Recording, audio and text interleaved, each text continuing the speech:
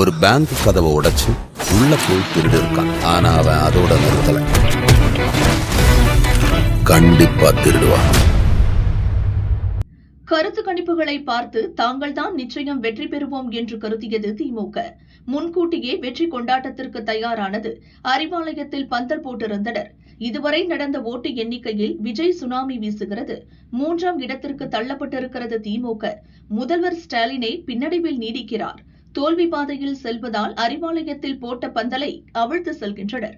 ஆனால் பந்தலை பிரிப்பதற்கும் இதற்கும் சம்பந்தம் இல்லை என்று தழுதழுத்த குரலில் சொல்கின்றனர் உடன்பிறப்புகள்.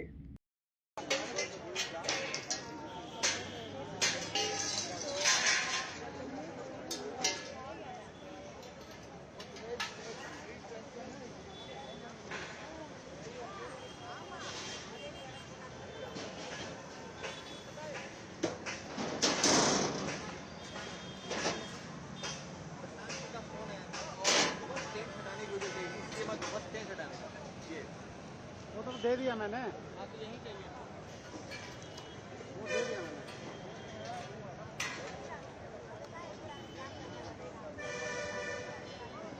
वो स्क्रीन का भी दे दिया मैंने, वो बंद कर दिया उन्होंने, वो भी दे दिया। ठीक है, ये मैंने दे दिया, ये अच्छा शॉट मिल गया था, वो गिरता हुआ था, वो दे दिया।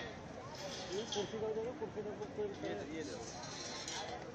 வச்சுக்கின்னு அண்ணன் அது மாதிரி அவருடைய வெற்றி, தலைவருடைய கடுமையான உழைப்பு, லாஸ்ட் மகளிருக்கு ஒன்று பார்த்து செஞ்சது வந்து திராவிட முன்னேற்ற கழகம். இன்னைக்கு அந்த இது பிரிக்கிறதுக்கும் இதுக்கு எந்த சம்பந்தமும் கிடையாது. அது நேற்று ஒரு ஃபங்க்ஷன் நடந்தது, அது இது பண்ணுறதுக்கு ரிமூவ் பண்ணுறது எல்லாமே அதை இது பண்ணியிருக்காங்க. கட்சி தொண்டர்கள் அங்கங்கேருந்து வந்திருக்காங்க. 12 o'clock 1 o'clock மேலே பாருங்கள், டெஃபினெட்லி டிஎம்கே ஒரு மாபெரும் வெற்றி கண்டிப்பாக பெறும்.